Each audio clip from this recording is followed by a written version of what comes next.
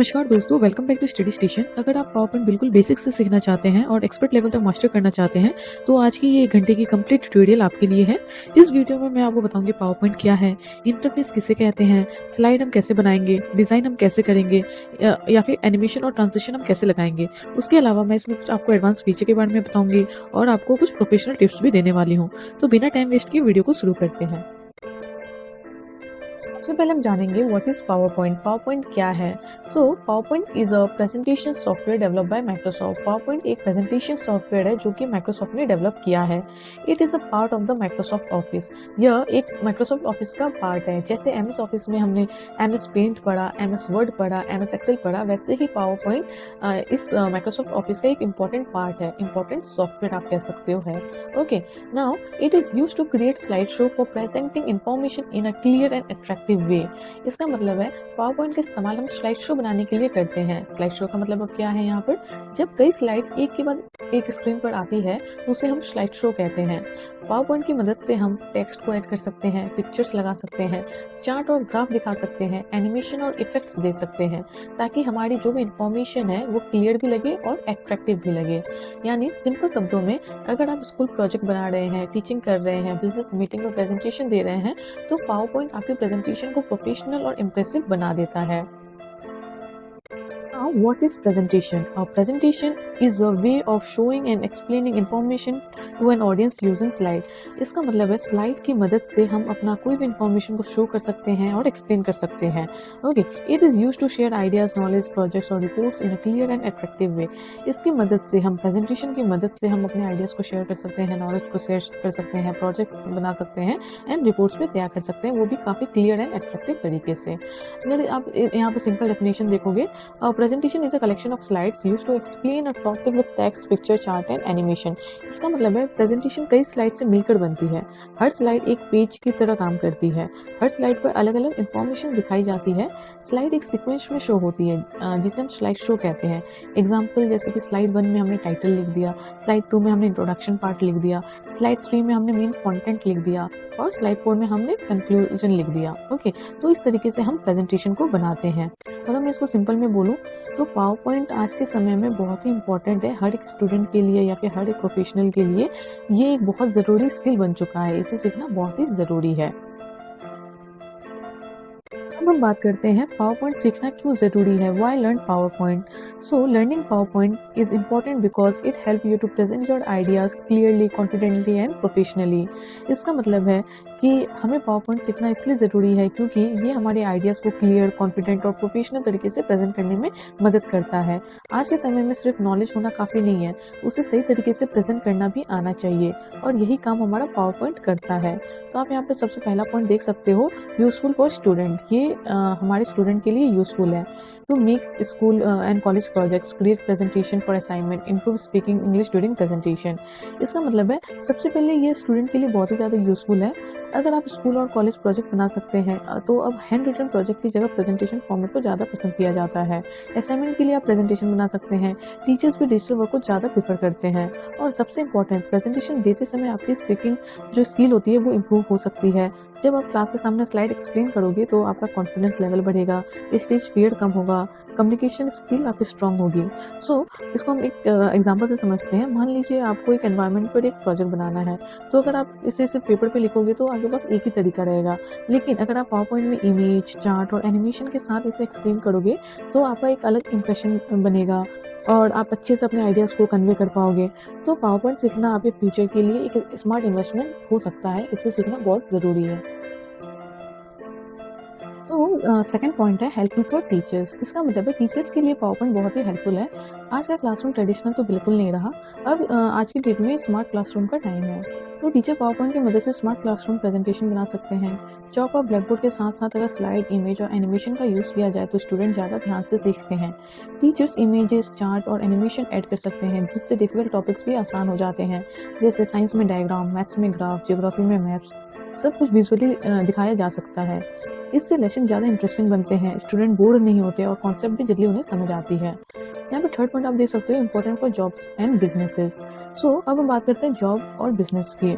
आज की ये जो कॉर्पोरेट वर्ल्ड है इसमें पावर पॉइंट एक बेसिक स्किल मानी जाती है।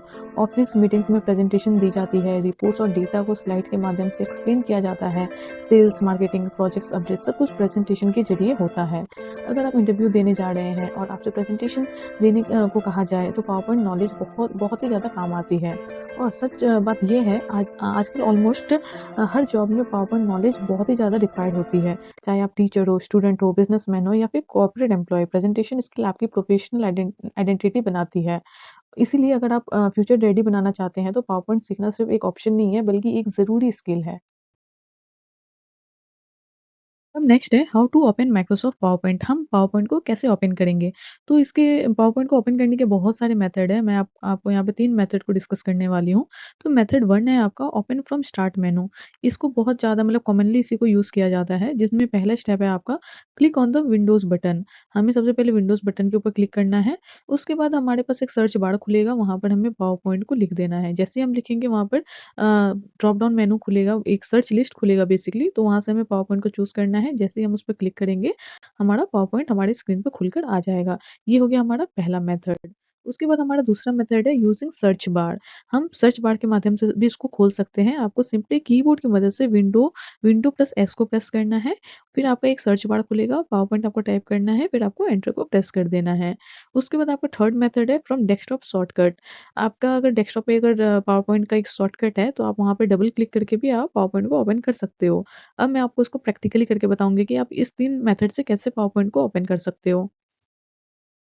अब मैं आपको बताऊँगी कि आप माइक्रोसॉफ्ट पावर पॉइंट अपने लैपटॉप या फिर कंप्यूटर में कैसे ओपन कर सकते हो। तो जो पहला मेथड है वो है आपको स्टार्ट मेनू से, ये जो विंडोज़ का आइकन आप देख रहे हो इसी को स्टार्ट मेनू कहा जाता है। इसके इसके ऊपर आपको क्लिक करना है और यहाँ पे जो सर्च बार खुलेगा इस पर सिंपली आपको पावर पॉइंट को टाइप कर देना है। जैसे आप टाइप करोगे तो सर्च रिजल्ट में आपको सबसे ऊपर देखने को मिलेगा। इस पर आपको क्लिक करके इसको ओपन कर लेना है और यहाँ पर आपको बहुत सारे ऑप्शंस देखने को मिलेगा, तो इस ऑप्शन से आपको यहाँ पे ब्लैंक डॉक्यूमेंट को चूज़ करना है। तो ये आपका पावर पॉइंट ओपन हो जाएगा। तो ये पहला तरीका है। दूसरा तरीका है आपको कीबोर्ड की मदद से विंडोज़ प्लस एस को प्रेस करना है। जैसे आप प्रेस करोगे सर्च रिजल्ट में आपको पावर पॉइंट लिखना है। जैसे आप पावर पॉइंट लिखोगे तो सेम आपका ये सर्च रिजल्ट में आ जाएगा। इसको आप इस पर आपको क्लिक करके इसको ओपन कर लेना है। ये हो गया हमारा दूसरा तरीका। और जो हमारा तीसरा तरीका है वो है, ये मेरा डेस्कटॉप है और मेरे डेस्कटॉप पे आप देख सकते हो ये शॉर्टकट आइकन यहाँ पे पावर पॉइंट का दिया गया है। सिंपली इस पर मैं डबल क्लिक करूंगी, ये मेरा पावर पॉइंट ओपन हो जाएगा। ये तीसरा तरीका है। इस तरीके से आप पावर पॉइंट को ओपन कर सकते हैं। अब हम समझेंगे पावरपॉइंट इंटरफेस क्या होता है। Understanding PowerPoint interface. The PowerPoint interface is the main screen where we create and edit our presentation. इसका मतलब है पावरपॉइंट इंटरफेस वह मेन स्क्रीन होती है जहां हम अपनी प्रेजेंटेशन क्रिएट और एडिट कर सकते हैं। जब हम पावरपॉइंट को ओपन करते हैं तो जो सबसे पहले हमें दिखाई देती है उसे ही इंटरफेस कहा जाता है। तो यहाँ पर इस इंटरफेस में जैसे कि आप ये इमेज देख सकते हो, जैसे ही हम पावरपॉइंट ओपन करते हैं तो हमें इस तरीके से दिखता है ना? तो इसे ही इंटरफेस कहा जाता है। तो इसमें जो सबसे ऊपर होता है, जो कि पहला पार्ट होता है, उसे हम टाइटल बार कहते हैं। ठीक है, top most area of the window. ये हमारे विंडो का सबसे टॉप मोस्ट एरिया होता है। ये वाली पार्ट हमारा पूरा क्या है, हमारा टाइटल बार है। तो ये सबसे ऊपर होता है, इसीलिए टॉप मोस्ट एरिया इसे कहा जाता है। ये बेसिकली क्या करता है, it show presentation file name. जैसे कि हमने इसको ओपन किया तो इसका कोई भी इस फाइल का नेम नहीं है, इसलिए यहाँ पर आप देख सकते हो ये जो रेड बॉक्स में शो हो रहा है, प्रेजेंटेशन 1 पावर पॉइंट। तो इसका कोई भी नेम अभी तक नहीं दिया गया है, इसीलिए इसका टाइटल क्या शो हो रहा है, प्रेजेंटेशन 1। मतलब ये पहले से ही बाय डिफॉल्ट एक नेम आता है। लेकिन जैसे हम इस पर कुछ काम करेंगे और इसे सेव करेंगे तो यहाँ पर जो इस भी नाम से हम सेव करेंगे वो नाम यहाँ पर शो होगा। ओके, सो ये जो टाइटल बार होता है इसके अलावा भी कुछ चीजें इसके ऊपर है, जैसे कि आप यहाँ पर देख सकते हो contains minimize, maximize and close button. यहाँ पर आपको ये 3 बटन देखने को मिलेगा। एक यहाँ पर है minimize button, maximize button and close button.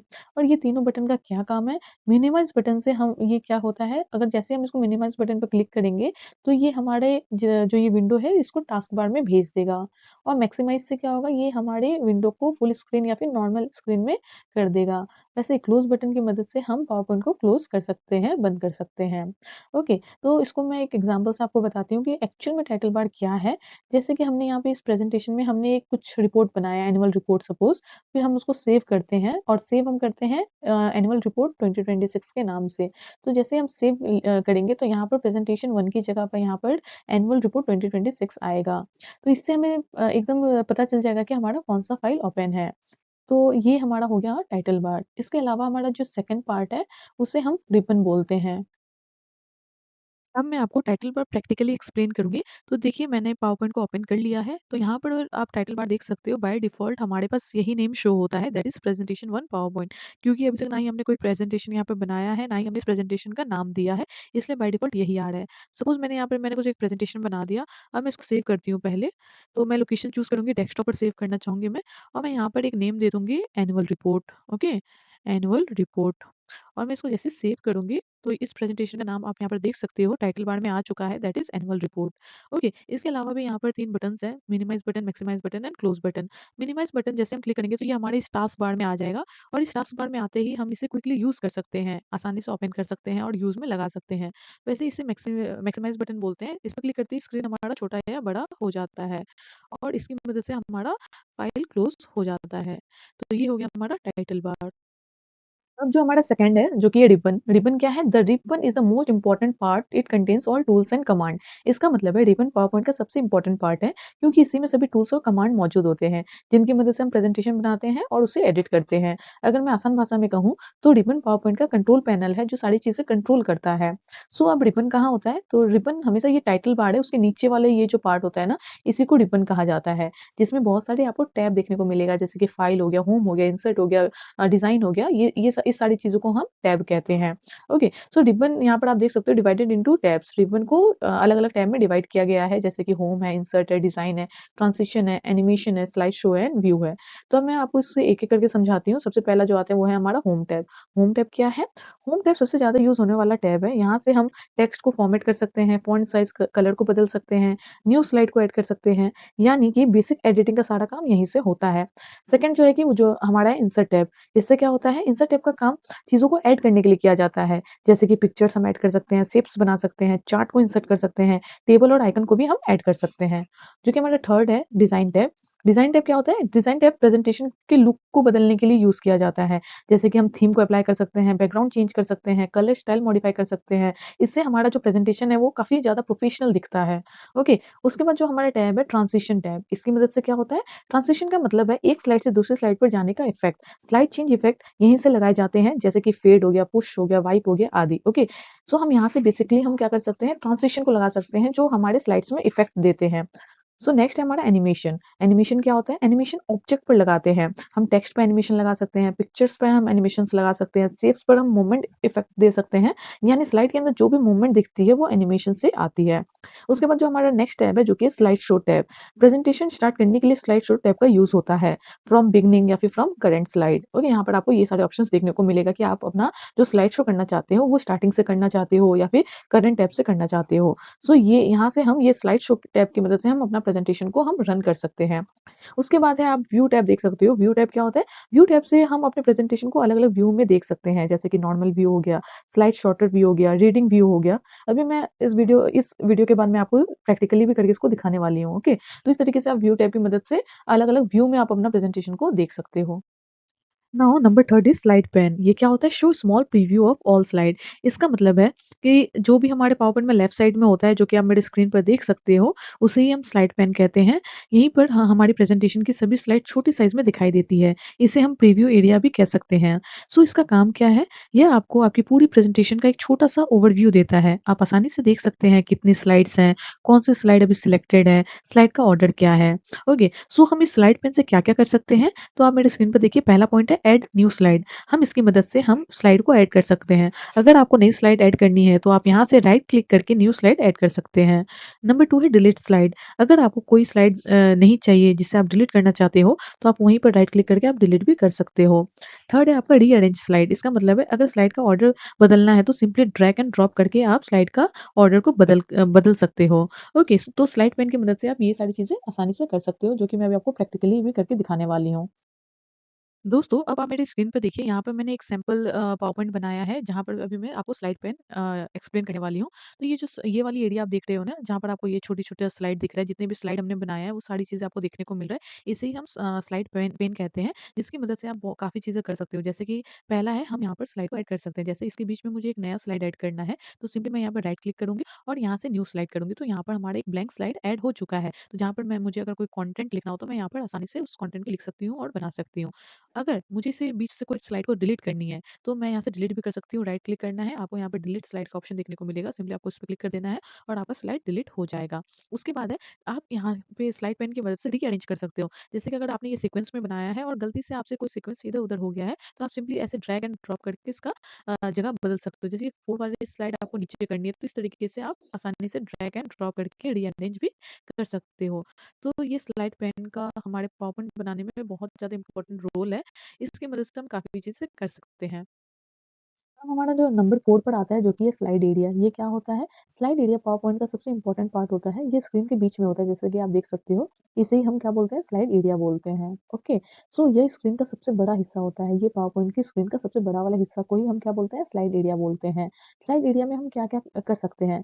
तो इसी जगह पर हम अपने स्लाइड को बनाते हैं। यहाँ हम टेक्स्ट को लिखते हैं, इमेज को ऐड करते हैं।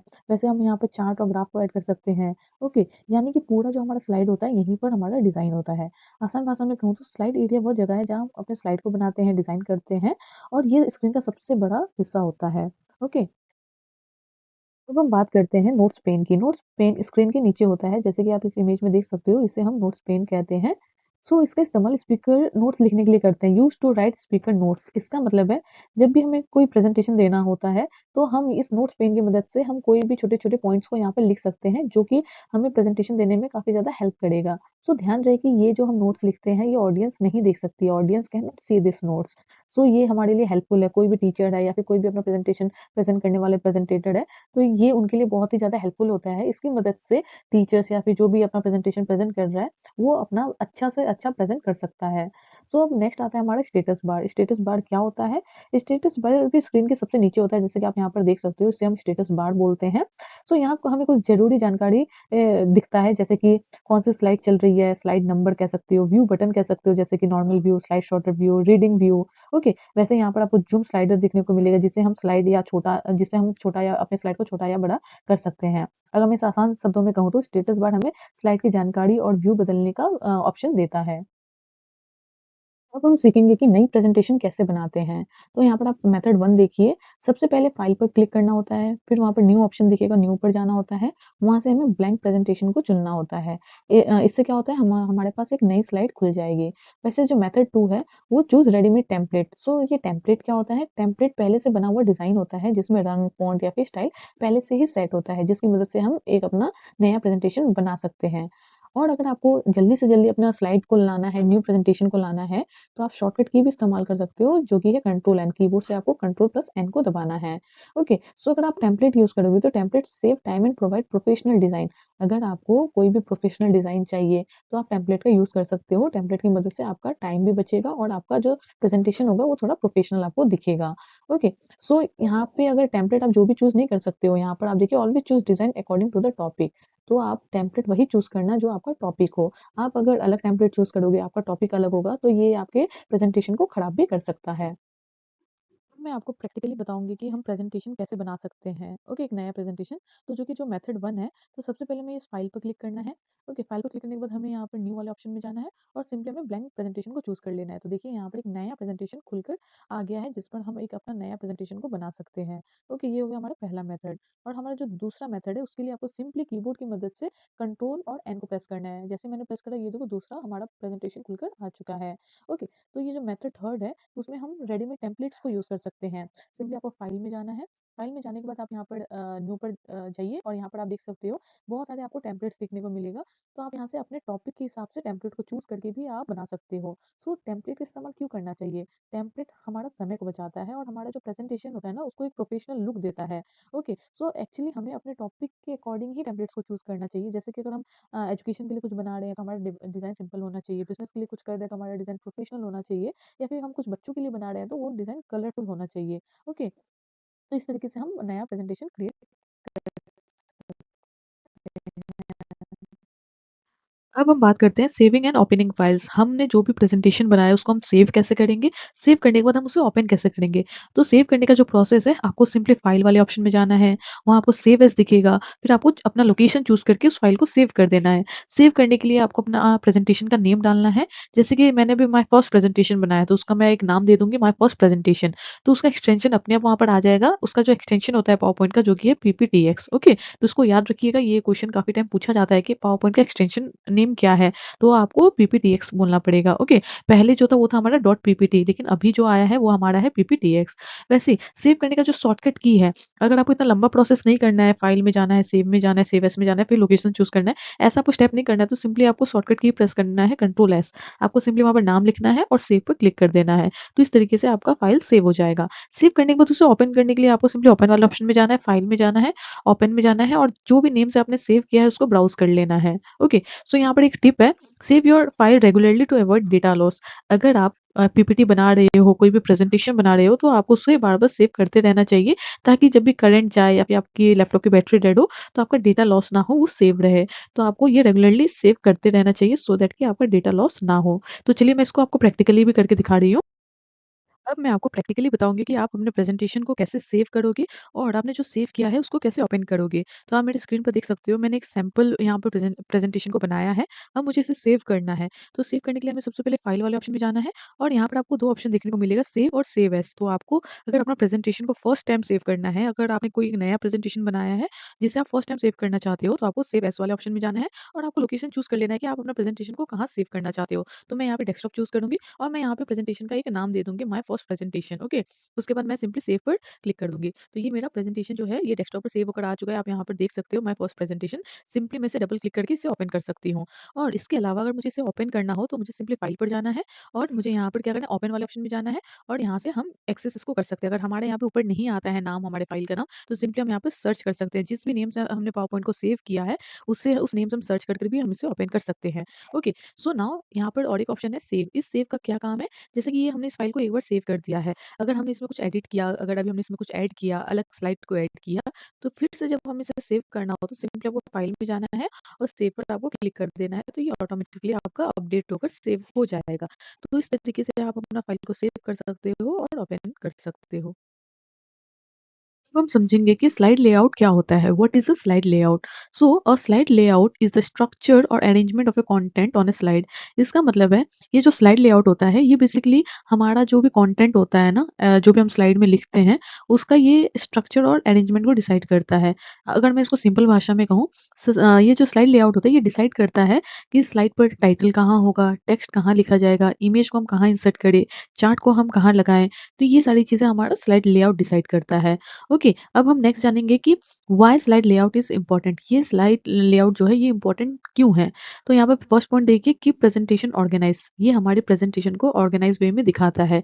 अगर हम टाइटल कहीं पर भी लिख देंगे, अगर हम मेन कंटेंट कहीं पर भी लिख देंगे, या फिर हम कोई भी इमेज कहीं पर भी लगा देंगे, तो हमारा जो स्लाइड है वो बिल्कुल भी ऑर्गेनाइज और प्रोफेशनल नहीं दिखेगा। तो इस स्लाइड लेआउट की मदद से बेसिकली हम अपने कंटेंट को ऑर्गेनाइज वे में दिखा सकते हैं। ओके, सेव टाइम, इसकी मदद से हमारा टाइम बचता है। ये हमें बेसिकली एक आउटलाइन दे देता है कि हमें टाइटल कहाँ लिखना है, पिक्चर्स कहाँ लगाने हैं, ग्राफ कहाँ लगाने हैं, चार्ट कहाँ लगाने हैं। तो बेसिकली ये हमें आउटलाइन दे देता है, जिसकी मदद से हमारा काफ़ी टाइम बच जाता है। ओके, मेंटेन कंसिस्टेंट डिज़ाइन, इसका मतलब है कि ये हमारा कोई भी डिज़ाइन को मेंटेन करने में काफ़ी हेल्प करता है। ओके, जैसे कि हर स्लाइड का डिज़ाइन सेम रहता है, तो इससे प्रेजेंटेशन एक प्रोफेशनल लगती है। जैसे कि अगर आप ये स्लाइड लेआउट का इस्तेमाल करोगे, तो जिससे हमारा जो स्लाइड का जो आउटलाइन होता है, पैटर्न होता है, वो सेम तरह का दिखता है। जिससे हमारा जो भी हम स्लाइड बना रहे हैं वो एक ऑर्गेनाइज वे में दिखेगा, और एक मतलब कंसिस्टेंट डिज़ाइन दिखेगा। तो जिससे कि हमारा जो भी हम प्रेजेंटेशन बना रहे हैं वो थोड़ा-सा प्रोफेशनल दिखेगा। लास्ट पॉइंट है मेक स्लाइड लुक प्रोफेशनल, जो अभी मैंने आपको एक्सप्लेन किया। अगर हम मेरा कंसिस्टेंट को मेंटेन करेंगे, डिज़ाइन को मेंटेन करेंगे, तो अल्टीमेटली वो हमारा जो भी स्लाइड है उसको ये थोड़ा-सा प्रोफेशनल दिखा देगा। अब नेक्स्ट आता है common types of slide layouts. इसका मतलब क्या है, पावर पॉइंट में अलग अलग लेआउट्स होते हैं जो स्लाइड को प्रॉपर स्ट्रक्चर देते हैं। तो चलिए एक एक करके समझते हैं। आप यहाँ पर देख सकते हो, पहला है हमारा title slide, title and content slide, section header, two content, comparison, title only, blank, content with caption, picture with caption. आप वहाँ पे यहाँ पर आप स्लाइड्स की इमेज भी देख सकते हो कि टाइटल स्लाइड कैसा दिखता है, टाइटल एंड कंटेंट कैसा दिखता है। तो चलिए एक एक करके मैं भी आपको बताती हूँ। तो सबसे पहला आता है हमारा है टाइटल स्लाइड। ये क्या होता है, ये प्रेजेंटेशन का फर्स्ट स्लाइड होता है। इसमें हम प्रेजेंटेशन का टाइटल लिख सकते हैं, हम इसमें सबटाइटल लिख सकते हैं, या फिर इस स्लाइड को जो प्रेजेंट कर रहे हैं हम उसका नाम भी लिख सकते हैं। जैसे कि आप यहाँ पे 2 इमेज देख सकते हो, जब आप पावर पॉइंट को ओपन करोगे तो आपको इस तरीके का लेआउट दिखेगा जो कि हमारा टाइटल स्लाइड। लेकिन जैसे आप इसमें प्रेजेंटेशन बनाओगे तो आप इस तरीके से लिख सकते हो, इंट्रोडक्शन टू पावर पॉइंट, ये क्या हो गया हमारा टाइटल हो गया। और यहाँ पे नीचे क्या हो गया, आप नीचे यहाँ पे सबटाइटल भी लिख सकते हो, या फिर जो इस प्रेजेंटेशन को प्रेजेंट कर रहे हैं उसका नाम भी आप यहाँ पे लिख सकते हो। ओके, सो नेक्स्ट आता है हमारा नंबर 2 है जो कि है टाइटल एंड कंटेंट। ये स्लाइड क्या होता है, ये सबसे ज्यादा यूज होने वाला लेआउट है। इसमें ऊपर टाइटल का ऑप्शन होता है, आप देख सकते हो, क्लिक टू ऐड टाइटल। यहाँ पे ऊपर आपको टाइटल का ऑप्शन मिल जाएगा और नीचे यहाँ पर आपको देखने को मिल जाएगा क्लिक टू ऐड टेक्स्ट। इसका मतलब है कि इसमें आपको टाइटल फीचर के साथ साथ इसमें आपको एक कंटेंट बॉक्स मिलता है जिसमें आप टेक्स्ट लिख सकते हो, टेबल को ड्रॉ कर सकते हो, पिक्चर को इंसर्ट कर सकते हो, चार्ट को इंसर्ट कर सकते हो। जैसे कि आप साइड में देख सकते हो, यहाँ पर टाइटल लिख दिया गया है और साथ में आप देख सकते हो टॉपिक है फीचर्स ऑफ माइक्रोसॉफ्ट पॉइंट। तो यहाँ पे कुछ टेक्स्ट की मदद से कुछ लिखा हुआ है, यहाँ पे टेबल की मदद से यहाँ पे टेबल भी ड्रॉ किया गया है, वैसे यहाँ पे ग्राफ आप देख सकते हो। तो इस तरीके से आप इसका इस्तेमाल कर सकते हो अगर आपको टाइटल के साथ आपको कुछ कंटेंट भी लिखना है तो। उसके बाद आता है हमारा सेक्शन हेडर। अब ये सेक्शन हेडर क्या होता है, जब प्रेजेंटेशन को अलग अलग पार्ट में डिवाइड करना हो तब हम इस लेआउट को यूज करते हैं। ये एक न्यू सेक्शन स्टार्ट करने के लिए होता है। जैसे कि मैं अगर एग्जाम्पल से बताऊं, इससे इस सेक्शन हेडर से हमें पता चलता है कि अब जो नेक्स्ट आएगा वो हमारा एक नया टॉपिक है। आप यहाँ पे देख सकते हो, जब आप सेक्शन हेडर को चूज करोगे तो आपको इस तरीके का ब्लैंक दिखेगा, लेकिन जैसे आप बनाओगे तो आप इस तरीके से बना सकते हो। बेसिकली आप इसमें जैसे चैप्टर 1 आपने इंट्रोडक्शन डाल दिया, चैप्टर 2 आपने फीचर्स ऑफ पावर पॉइंट डाल दिया, चैप्टर 3 में आपने लेआउट्स के बारे में डाल दिया। इस तरीके से आपको अगर एक नया टॉपिक को रिप्रेजेंट करना है तो आप ये वाला ऑप्शन को यूज कर सकते हो। उसके बाद आता है हमारा टू कंटेंट। अब ये टू कंटेंट क्या होता है, इस लेआउट पर आपको सबसे ऊपर टाइटल देखने को मिलेगा, उसके बाद आपको 2 कंटेंट बॉक्स देखने को मिलेगा। आप देख सकते हैं यहाँ पर इस इमेज में, ये क्या है, यहाँ पर हम टाइटल लिख सकते हैं और यहाँ पे क्लिक टू ऐड टेक्स्ट, यहाँ पर भी है क्लिक टू ऐड टेक्स्ट। इसका मतलब है अगर हमें ना 2 कंटेंट को अगर दिखाना है एक ही पेज पर, अगर हमें 2 कंटेंट को दिखाना है, नॉट कंपैरिजन एक्चुअली, लेकिन एक ही पेज में अगर हमें 2 चीज़ को अगर दिखाना है तो हम इसका इस्तेमाल कर सकते हैं। अगर मैं एग्जांपल से बताऊँ तो अगर आपको जैसे कि 2 पिक्चर्स के बीच में कुछ चीज़ें दिखानी है कि दोनों में अंतर क्या है या फिर इस तरीके का चीज़, तो आप ये टू कंटेंट का इस्तेमाल कर सकते हो। जैसे आप यहाँ पे एग्जांपल देख सकते हो, objectives of power point, advantage of power point. तो इस तरीके का अगर आपको कोई 2 कंटेंट दिखाना हो तो आप इस स्लाइड का, इस लेआउट का इस्तेमाल कर सकते हो। उसके बाद नेक्स्ट आता है हमारा कंपैरिजन। ये और 2 कंटेंट बेसिकली दोनों ही एकदम सेम जैसा ही है, लेकिन इसमें आप एक चीज़ देख सकते हो, यहाँ पे क्लिक टू ऐड टाइटल उसमें भी था, इसमें भी है, क्लिक टू ऐड टेक्स्ट इसमें भी है, लेकिन इसमें आप ना 2 अलग-अलग जो कंपैरिजन करने के लिए जो टाइटल लिखते हैं ना, उसके भी आपको इसमें ऑप्शन देखने को मिल जाएँगे। जैसे कि आप यहाँ पर देखिए, online learning versus offline learning, ये हमारा टाइटल हो गया। फिर से अगर आपको सबटाइटल लिखनी है जैसे कि ऑनलाइन लर्निंग और ऑफलाइन लर्निंग, बेसिकली ये कंपैरिजन दिखाने के लिए होता है, तो हम इसका इस्तेमाल कर सकते हैं। अगर आपको किसी भी 2 चीज़ के बीच में अगर आपको कंपैरिजन दिखाना है, तो आप ये वाला लेआउट यूज़ कर सकते हो। अब नेक्स्ट आता है हमारा टाइटल ओनली। आप यहाँ पे इमेज भी देख सकते हो, टाइटल ओनली। इस वाले लेआउट में बस एक टाइटल का बॉक्स होता है, बाकी जो होता है वो ब्लैंक जैसा दिखता है आपको, जिसमें अगर आपको कुछ अपने से डिजाइन बनाना हो तो आप ये वाला लेआउट को यूज कर सकते हो। उसके बाद आता है हमारा ब्लैंक। आप यहाँ पे इमेज देख सकते हो, ये वाली जो लेआउट होती है ये पूरी तरीके से ब्लैंक होती है। इसमें अगर खुद से कुछ कस्टम डिजाइन बनाना हो, अगर आपको टोटली खुद का कस्टमाइजेशन चाहिए तो आप ये वाला ब्लैंक लेआउट को यूज कर सकते हो। उसके बाद आता है हमारा कॉन्टेंट विद कैप्शन। यहाँ पर आप इमेज भी देख सकते हो, कॉन्टेंट विद कैप्शन का। इस लेआउट में एक साइड कंटेंट और दूसरी साइड कैप्शन या डिस्क्रिप्शन लिखने के लिए होता है। यहाँ पर आप इमेज प्लस एक्सप्लेनेशन देने के लिए ये यूज कर सकते हो, ये उसके लिए यूजफुल होता है। अगर आपको इमेज के साथ अगर कुछ एक्सप्लेनेशन देना हो तो उसके लिए ये बहुत ज्यादा यूजफुल होता है। उसके बाद होता है हमारा पिक्चर विद कैप्शन। आप यहाँ पे इमेज भी देख सकते हो। इसमें क्या होता है, इसमें आप एक बड़ी सी पिक्चर एरिया देख सकते हो जहाँ पर आप एक बड़ी सी पिक्चर लगा सकते हो। प्रोजेक्ट प्रेजेंटेशन में अगर आपको इमेज को एक्सप्लेन करना है तो ये वाली लेआउट सबसे बेस्ट होती है। तो आई होप आपको ये स्लाइड लेआउट के बारे में समझ आ गया हो। नेक्स्ट आता है एडिंग एंड फॉर्मेटिंग टेक्स्ट। सो अब हम जानेंगे कि पावर पॉइंट में टेक्स्ट को कैसे ऐड करते हैं और उसे फॉर्मेट कैसे करते हैं। ये प्रेजेंटेशन का सबसे इंपॉर्टेंट पार्ट होता है। जैसे कि आप मेरे स्क्रीन पर देख सकते हो, पहला पॉइंट है click inside placeholder to type text. ये प्लेस होल्डर क्या होता है, जो स्लाइड पर जो आपको बॉक्स दिखाई देती है ना, उसे ही प्लेस होल्डर बोलते हैं। बस उस बॉक्स के अंदर आपको क्लिक करना है और आपको टाइपिंग स्टार्ट करना है। तो इस तरीके से आप वहाँ पे टेक्स्ट को ऐड कर सकते हो। और दूसरा पॉइंट है change font style and size. तो बेसिकली अगर आप जो भी टेक्स्ट लिख रहे हो, आप उसको अट्रैक्टिव बनाना चाहते हो तो आप फॉन्ट स्टाइल चेंज कर सकते हो, फॉन्ट के साइज को भी बदल सकते हो। आप फॉन्ट के स्टाइल को यहाँ से बदल सकते हो और फॉन्ट के साइज को यहाँ से बदल सकते हो, इवन आप यहाँ से भी बदल सकते हो। इससे क्या होता है, आपको जो भी आपने टेक्स्ट लिखा है वो बहुत सुंदर दिखेगा और अट्रैक्टिव दिखने लग जाता है। वैसे नेक्स्ट है बोल्ड, इटैलिक एंड अंडरलाइन। ये वाला ऑप्शन आप ये वाला देख सकते हो। ठीक है, बी से बोल्ड है, आई से इटैलिक एंड यू से अंडरलाइन है। अगर आप कुछ भी चीज लिख रहे हो, पैराग्राफ में लिख रहे हो, अगर आपको कोई भी वर्ड को हाईलाइट करना है, तो बोल्ड कर सकते हो आप। बोल्ड से क्या होता है, आपका जो वर्ड है वो थोड़ा डार्क हो जाता है और थोड़ा-सा मोटा हो जाता है। तो इसका आप इस्तेमाल वहाँ पर कर सकते हो। वैसे आई आपका, आप जो भी लेटर्स लिख रहे हो ना, वो आपको इसकी मदद से आपका जो वर्ड्स है वो स्लैंटेड हो जाता है। तो इसका इस्तेमाल भी आप कर सकते हो। अगर आप कोई टाइटल लिख रहे हो, उसके नीचे आपको अंडरलाइन चाहिए, तो आप इसका इस्तेमाल कर सकते हो। वैसे नेक्स्ट है change text colour for highlighting. So आप जो भी टेक्स्ट लिख रहे हो, अगर आपको उसका कलर चेंज करना है, तो आप इस वाले ऑप्शन की मदद से कलर चेंज कर सकते हो अपने टेक्स्ट का। ओके। उसके बाद है use alignment left, centre, right and justify. ये वाला आपका अलाइनमेंट का ऑप्शन है, ठीक है? यहाँ से सो आप अगर जो भी चीज़ पावर पॉइंट में लिख रहे हो, तो उसका सही जगह पर होना बहुत ज़रूरी है, अदरवाइज़ आपका जो प्रेज़ेंटेशन है वो आपका सही नहीं लगेगा। तो अकॉर्डिंगली अगर आप कोई भी टेक्स्ट राइट साइड में करनी है, तो आप राइट अलाइनमेंट को यूज़ कर सकते हो, लेफ्ट में करनी है तो लेफ्ट अलाइनमेंट को यूज़ कर सकते हो। अगर आपको बीच में रखना है, तो आप सेंटर वाला ये अलाइनमेंट को यूज़ कर सकते हो। मैं आपको प्रैक्टिकली बताने वाली हूँ कि आप कैसे एक स्लाइड में टेक्स्ट को ऐड करोगे और उसे कैसे फॉर्मेट करोगे, मतलब एडिट कैसे करोगे। सबसे पहले मैंने बात की प्लेस होल्डर की। तो ये जो आपको बॉक्स दिख रहा है ना, इसी को प्लेस होल्डर बोला जाता है। सिंपली इसके अंदर आपको क्लिक करना है। क्लिक करने के बाद आपको सिंपली टाइपिंग को स्टार्ट कर देना है। तो मैं यहाँ पे पावर पॉइंट लिख देती हूँ। ओके, मैंने यहाँ पर एक टेक्स्ट लिख दिया, दैट इज़ पावर पॉइंट। अब हमें इसे एडिट करना है। अगर आपको ये टेक्स्ट को बहुत सुंदर दिखाना है, तो आपको सिंपली क्या करना है, इसको ऐसे सेलेक्ट करना है और इस वाले ऑप्शन से आप यहाँ से अपना फ़ॉन्ट स्टाइल बदल सकते हो। यहाँ पे बहुत सारा ऑप्शन आपको देखने को मिलेगा, तो जो भी अगर आपको पसंद आ रहा है, वो वाला ऑप्शन आप चूज़ कर सकते हो। ओके, उसके बाद अगर आपको इस टेक्स्ट का साइज़ को छोटा या बड़ा करना है, तो आप ये वाले ऑप्शन में जा सकते हो। बड़ा करने के लिए ये वाला ऑप्शन, छोटा करने के लिए ये वाला ऑप्शन। साथ ही साथ आप यहाँ से भी कर सकते हो, यहाँ जहाँ आपको नंबर देखने को मिलेगा, ये वाला ऑप्शन इस्तेमाल करके भी आप छोटा-बड़ा टेक्स्ट को कर सकते हो। ओके, उसके बाद मैंने कहा था कि बोल्ड, इटैलिक एंड अंडरलाइन। तो उसके लिए आपको सिंपली, अगर आपको कोई भी टेक्स्ट को थोड़ा-सा मोटा दिखाना है, तो ये वाला यूज़ कर सकते हो। देखिए बोल्ड कर दिए, थोड़ा-सा मोटा दिखने लग गया, ओके, थोड़ा डार्क जैसा दिखने के लिए लग गया। उसके बाद अगर आपको थोड़ा स्लैंटेड करना है, तो ये वाला आई पर आप इटैलिक पे क्लिक कर सकते हो। अगर आपको अंडरलाइन करना है, तो आप सिंपली यू पर क्लिक करके ऐसे अंडरलाइन कर सकते हो। उसके बाद आता है कि अगर आपको कोई भी टेक्स्ट का कलर चेंज करना है, तो आप सिंपली इस वाले ऑप्शन से टेक्स्ट का कलर चेंज कर सकते हो, ओके। उसके बाद अगर आपको कोई भी टेक्स्ट को हाइलाइट करना है, जैसे कि हम लोग हाइलाइटर से बुक में ऐसे हाइलाइट करते हैं ना, तो उसके लिए आप ये वाला ऑप्शन से जो भी कलर आपको हाइलाइटेड के लिए पसंद करना है, हाइलाइट करने के लिए, वो आप चूज़ कर सकते हो इस तरीके से।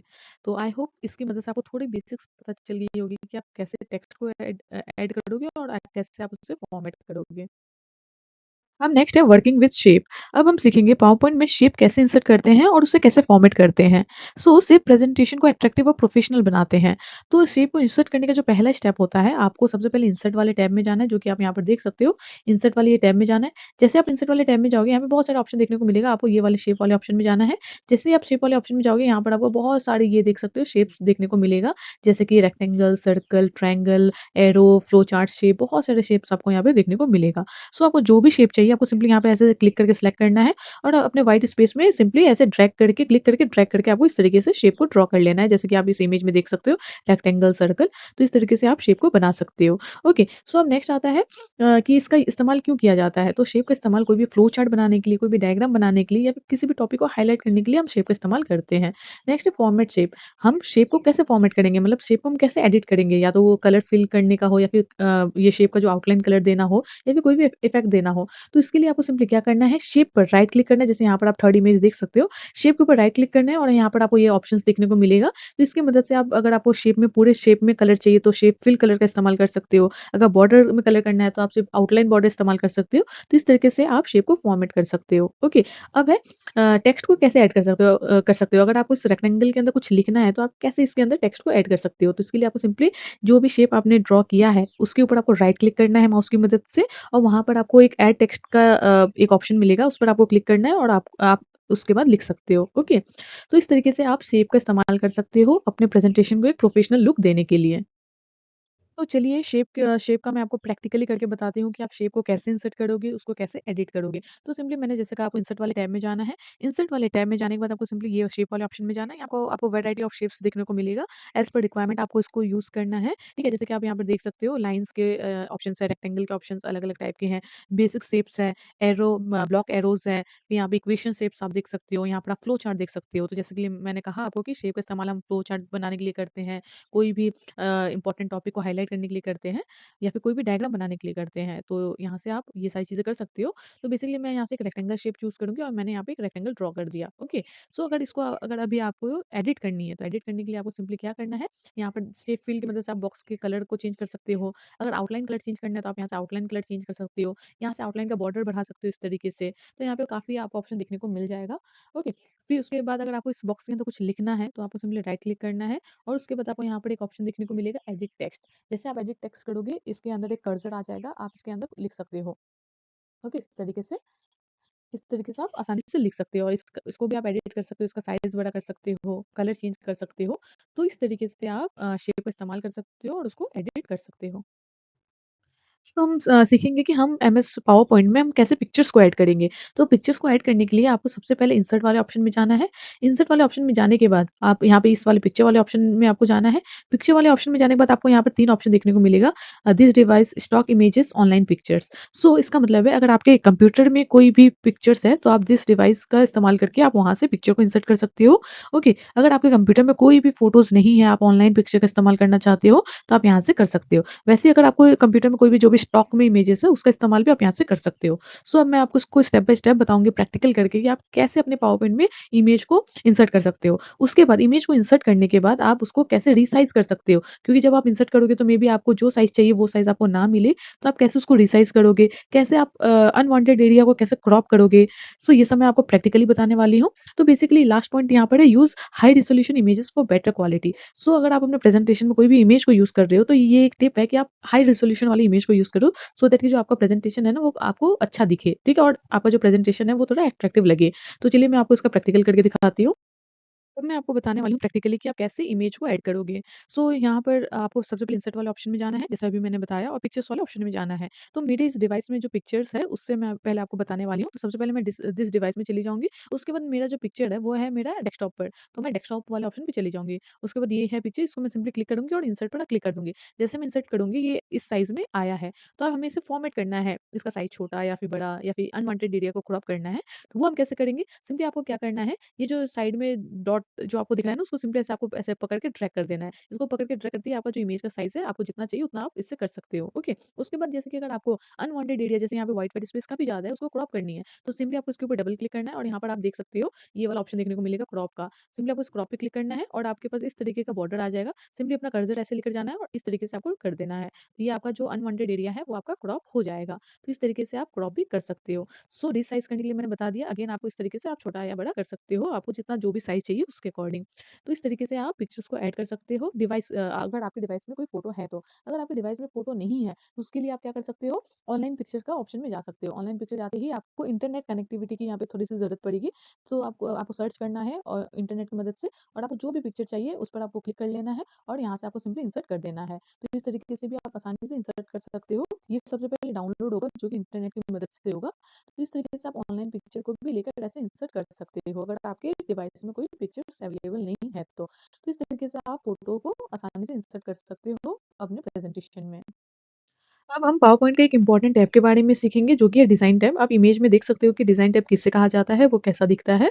तो ये हमारे प्रेज़ेंटेशन को ओवरऑल लुक को चेंज कर देता है। डिज़ाइन टैब का 2 मेन काम होता है, एक प्रेज़ेंटेशन का पूरा डिज़ाइन और अपीयरेंस को चेंज करना, और दूसरा होता है हर एक स्लाइड को अट्रैक्टिव और प्रोफेशनल दिखाना। ओके, सो सेकंड पॉइंट है choose theme according to topic. So ये जो डिज़ाइन टैब में हमें बहुत सारे थीम्स देखने को मिलता है। तो ये थीम क्या होता है? थीम एक रेडीमेड डिज़ाइन स्टाइल होती है। जैसे कि स्कूल प्रोजेक्ट के लिए सिंपल थीम होता है, बिज़नेस प्रेज़ेंटेशन के लिए प्रोफेशनल थीम, वैसे क्रिएटिव टॉपिक के लिए कुछ कलरफुल थीम होता है। तो हमें अपने टॉपिक के हिसाब से थीम को चूज़ करना होता है। ओके, हमेशा हमें अपने टॉपिक टॉपिक के अकॉर्डिंग ही थीम को चूज़ करना होता है, अदरवाइज़ नहीं तो हमारा जो प्रेज़ेंटेशन है वो अच्छा नहीं दिखेगा।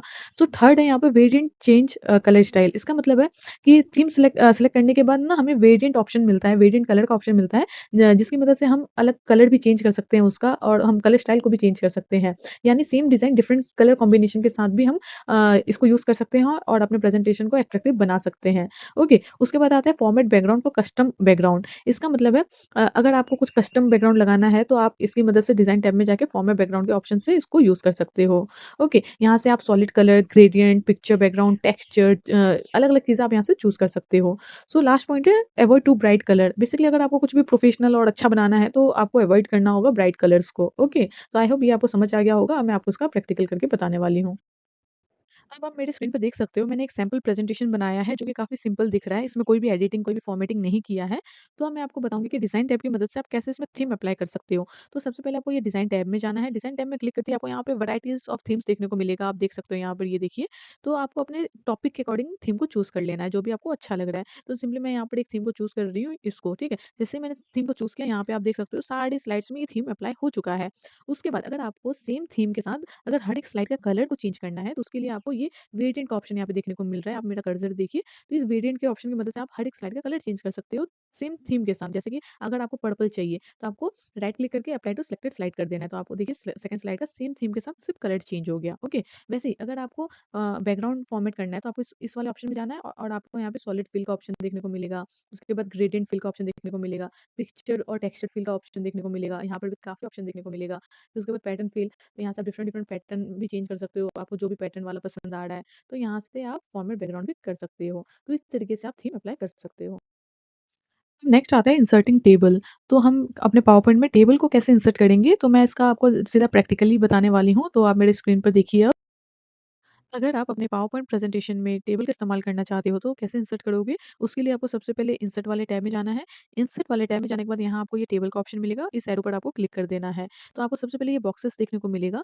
तो अगर आपका रो एंड कॉलम का रिक्वायरमेंट इतने से पूरा हो रहा है, तो आप सिंपली यहाँ से चूज़ कर सकते हो। लेकिन अगर आपको इससे ज़्यादा रो एंड कॉलम चाहिए, तो आपको सिंपली इंसर्ट टेबल वाले ऑप्शन में जाना है और यहाँ पर अपनी रिक्वायरमेंट को डाल देना है, जितने भी आपका रिक्वायरमेंट है, और सिंपली आपको ओके पर क्लिक कर देना है। जैसे ही आप क्लिक करोगे, तो जितना भी आपने रो एंड कॉलम डाला था, वो आपका यहाँ पर बनकर आ जाएगा। उसके बाद आपको अगर इसका साइज़ छोटा-बड़ा करना है, तो आपको सिंपली इसको ड्रैग ऐसे करके इसका साइज़ आप छोटा-बड़ा कर सकते हो, ठीक है?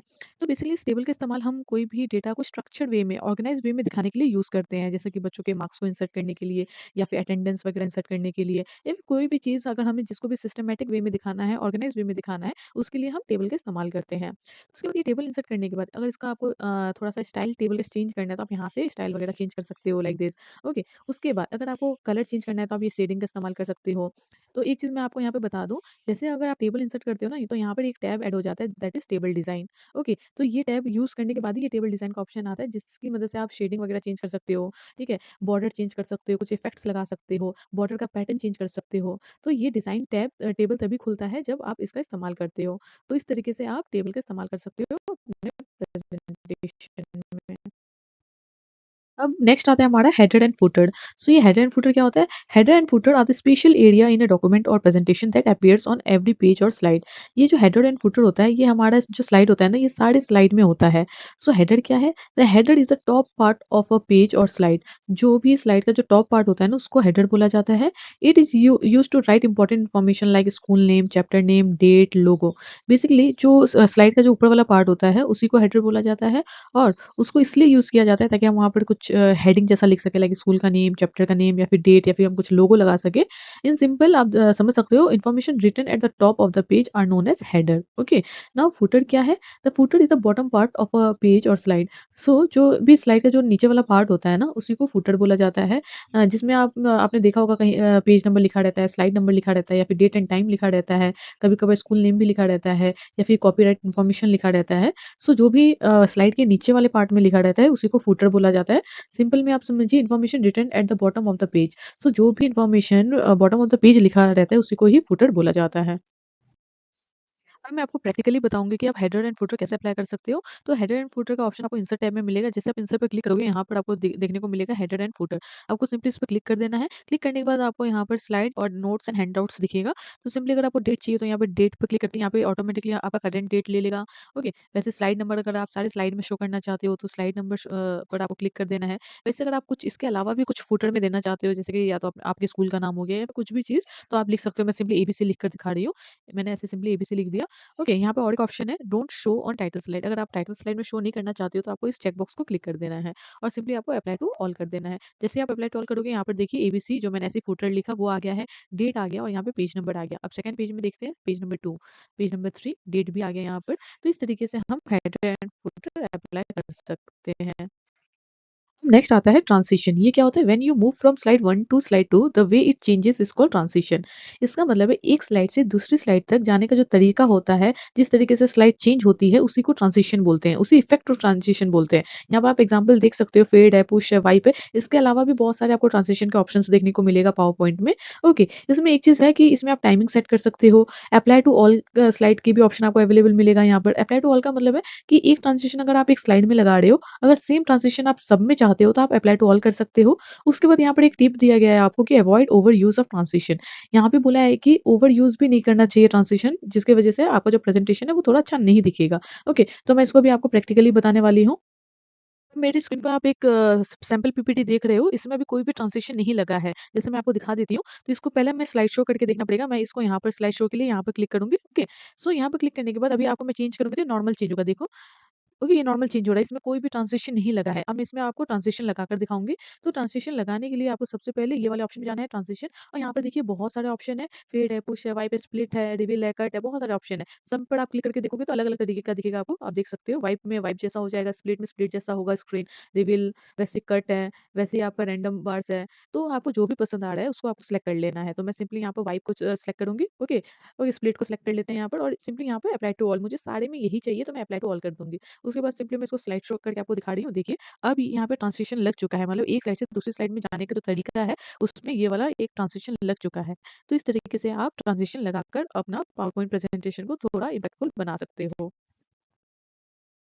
नेक्स्ट है हमारा एनिमेशन। ये एनिमेशन क्या होता है? एनिमेशन अप्लाई टू टेक्स्ट और ऑब्जेक्ट। सो जैसे कि अभी मैंने आपको ट्रांजिशन के बारे में बताया, जो कि स्लाइड पर लगता है। एक स्लाइड से दूसरी स्लाइड में जो भी जाने का तरीका होता है, जिस तरीके से स्लाइड चेंज होता है, उसको ट्रांजिशन बोला जाता है। लेकिन स्लाइड में हम कुछ टेक्स्ट लिखते हैं या फिर कुछ ऑब्जेक्ट्स को लगाते हैं, तो किसी भी टेक्स्ट के ऊपर या फिर किसी ऑब्जेक्ट के ऊपर हम कुछ भी इफेक्ट लगाते हैं, उसी को एनिमेशन बोलते हैं। जैसे कि आप यहाँ पर देख सकते हो, एनिमेशन की जो टाइप होती है वो entrance, emphasis, exist, motion path, इसके अलावा भी बहुत सारे होती है।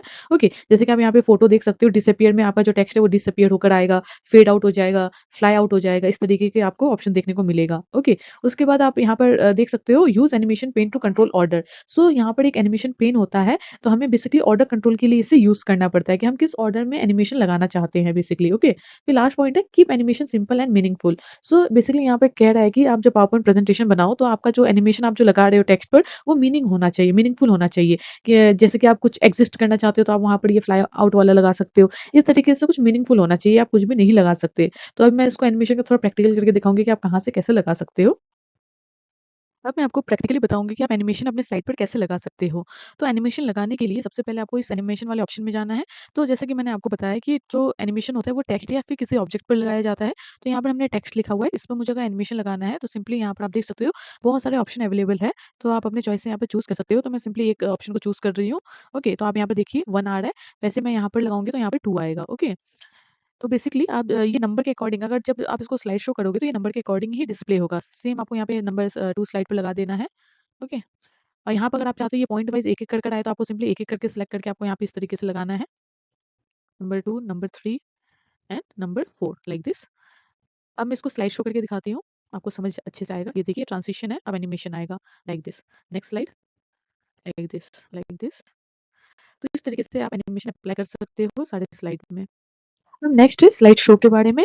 तो जैसे कि अभी मैं एनिमेशन और ट्रांजिशन बता रही थी, तो मैं आपको ये वाले ऑप्शन से स्लाइड शो करके दिखा रही थी। तो बेसिकली स्लाइड शो का मतलब है अपना स्लाइड्स को फुल स्क्रीन में दिखाना, फुल स्क्रीन में डिस्प्ले करना को ही स्लाइड शो बोला जाता है। तो इसके बहुत सारे ऑप्शंस आपको देखने को मिलेगा जिसकी मदद से आप स्लाइड शो कर सकते हो। तो कीबोर्ड की मदद से अगर आप F5 दबाओगे तो आपकी जो स्लाइड प्रेजेंटेशन है वो शुरू से शुरू डिस्प्ले हो जाएगी फुल स्क्रीन में।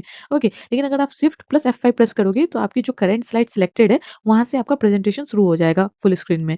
ओके, उसके अलावा भी आप यहाँ पे बहुत सारे ऑप्शन देख सकते हो, जिसकी मदद से आप फुल स्क्रीन में अपना प्रेजेंटेशन को डिस्प्ले कर सकते हो। बेसिकली हम फुल स्क्रीन पे इसीलिए करते हैं, जो भी हमने ट्रांजिशन या फिर एनिमेशन लगाया है, वो वहीं पर दिखता है। तो आप ये स्लाइड शो ऑप्शन भी एक्सप्लोर कर सकते हो। अब नेक्स्ट है इंसर्ट वीडियो एंड ऑडियो। तो जैसे कि मैंने आपको पहले बताया कि हम पिक्चर्स को कैसे ऐड कर सकते हैं, तो उसी तरीके से वीडियो और ऑडियो ऐड करने का अलग ऑप्शन होता है। जैसे कि सेम आपको इंसर्ट वाले टैब में जाना है और पिक्चर्स को ऐड करने के लिए हम इस वाले पिक्चर वाले ऑप्शन में जा रहे थे। ओके, लेकिन वीडियो या फिर ऑडियो ऐड करने के लिए आपको यहाँ पर जाना पड़ेगा। वीडियो के लिए ये वाला ऑप्शन है, ऑडियो के लिए ये वाला ऑप्शन है। तो सेम वही प्रोसेस है। आप अगर वीडियो वाले एरो पे क्लिक करोगे तो यहाँ पर ऑप्शन आ जाएगा this device, stock videos and online video. Same audio में भी यही ऑप्शन आएगा। तो उसी तरीके से अगर आपके डिवाइस में कोई वीडियो है तो आप वहाँ से इंसर्ट कर सकते हो, अगर या फिर आप ऑनलाइन लेना चाहते हो तो सेम वही प्रोसेस है। ओके, सो बेसिकली इसका मतलब मेन काम क्या है? जब हमें कोई भी चीज़ मल्टीमीडिया प्रेज़ेंट करना होता है, हमें अपने स्लाइड्स में कोई भी प्रेज़ेंटेशन में कोई वीडियो को शो करना होता है, तो तब हम इसका इस्तेमाल करते हैं। सेम ऑडियो के लिए भी है, अगर हमें कोई भी चीज़ प्रेज़ेंटेशन में ऑडियो के फॉर्म में दिखाना हो, तब हम इसका इस्तेमाल करते हैं। अब मैं आपको कुछ प्रेजेंटेशन टिप्स देने वाली हूँ। तो पहला पॉइंट है यहाँ पर use readable font size minimum 24। So basically आपको जो अपना फ़ॉन्ट साइज़ वो मिनिमम 24 रखना चाहिए, ताकि जो बैक साइड के स्टूडेंट हैं, अगर एज़ ए टीचर आप कुछ जो पीपीटी बना रहे हो, तो अगर पीछे के स्टूडेंट है वो भी आसानी से देख सके प्रेजेंटेशन को। ओके, सो सेकंड है मेंटेन सेम फ़ॉन्ट स्टाइल। सो आपको पूरे स्लाइड में सेम स्टाइल के फ़ॉन्ट को मेंटेन करना चाहिए, जैसे टाइटल के लिए सेम और मेन कंटेंट के लिए सेम। इससे आपका जो प्रेजेंटेशन है वो थोड़ा प्रोफेशनल लगता है, अच्छा लगता है देखने के लिए। Use high contrast colour. हो सके तो आप हाई कंट्रास्ट कलर को यूज़ करो, जिससे आपका जो स्लाइड है, प्रेजेंटेशन है, वो अट्रैक्टिव दिखे। ओके, लास्ट है keep slide clean and simple. अपने स्लाइड को क्लीन और सिंपल रखें। कॉमन मिस्टेक्स टू अवॉइड, आपको कुछ मिस्टेक्स अवॉइड करने होंगे। जैसे कि जब हम नया-नया प्रेजेंटेशन बनाना सीखते हैं, तो हम बहुत सी चीज़ें गलत करते हैं, जैसे कि हम कुछ ज़्यादा ही टेक्स्ट लिख देते हैं, ओके? वैसे ही हम कुछ ज़्यादा ही एनिमेशंस को लगा देते हैं, हम ज़्यादा ही ब्राइट बैकग्राउंड को चूज़ कर लेते हैं, हम हर एक स्लाइड में डिफरेंट-डिफरेंट फ़ॉन्ट स्टाइल दे देते हैं, इवन फ़ॉन्ट साइज़ दे देते हैं। इवन हम अगर हमें कोई इमेज की ज़रूरत पड़ती है, तो हम लो क्वालिटी इमेज को यूज़ कर लेते हैं। तो बेसिकली आपको ज़्यादा टेक्स्ट स्लाइड में नहीं लिखना होता है, आपको टू द पॉइंट लिखना होता है। हमें जो भी मीनिंगफुल एनिमेशन होता है, उसी को लगाना होता है और हमें थोड़ा-सा लाइक बैकग्राउंड कलर के ऊपर ध्यान देना होता है। फिर आप कोशिश करो कि सारे स्लाइड में आप सेम फ़ॉन्ट स्टाइल यूज़ करो, लाइक टाइटल के लिए एक स्टाइल, मेन कंटेंट के लिए एक स्टाइल। इससे आपका जो प्रेज़ेंटेशन है वो थोड़ा प्रोफेशनल नज़र आता है और कोशिश करो कि आप एचडी क्वालिटी की इमेजेस को यूज़ करो, ओके? सो यहाँ पे कुछ इंपॉर्टेंट शॉर्टकट है। अगर आपको नया स्लाइड ऐड करना हो, अगर आप एक स्लाइड के बाद स्लाइड बना रहे हो, तो आप कंट्रोल एम करोगे तो न्यू स्लाइड डायरेक्टली आ जाएगी। कंट्रोल डी करोगे तो आपका सेम स्लाइड का डुप्लीकेट स्लाइड बन जाएगा। कंट्रोल एस करते ही आपका सेव वाला ऑप्शन आ जाएगा, जिसकी मदद से आप अपना प्रेजेंटेशन को सेव कर सकते हो। सो कंट्रोल जेड से अंडू हो जाएगा, मतलब कि अगर आप कुछ गलत कर रहे हो तो लास्ट एक्शन रिपीट हो जाएगा और F5 से आप स्लाइड शो कर सकते हो, जो कि मैंने ऑलरेडी बता रखा है। तो ये बेसिकली शॉर्टकट की है। अब मैं इस वीडियो को कंक्लूड करना चाहूँगी। So PowerPoint is a powerful presentation tool. PowerPoint एक पावरफुल प्रेज़ेंटेशन टूल है, जिसमें हम अपना एक प्रेज़ेंटेशन बना सकते हैं और इसमें मास्टर बनने के लिए आपको उसको रेगुलर प्रैक्टिस करना होगा, ओके? इससे आप एक रियल प्रोजेक्ट्स को बना सकते हो अपने लर्निंग को बेटर करने के लिए और ये एक्चुअली टीचिंग में यूज़ किया जाता है, बिज़नेस में यूज़ किया जाता है, इवन कंटेंट क्रिएशन के लिए भी यूज़ किया जाता है। So thank you. अगर आपको ये वीडियो अच्छा लगा हो तो वीडियो को लाइक करें, शेयर करें, चैनल को सब्सक्राइब करें। मिलते हैं नेक्स्ट वीडियो में। Thank you so much.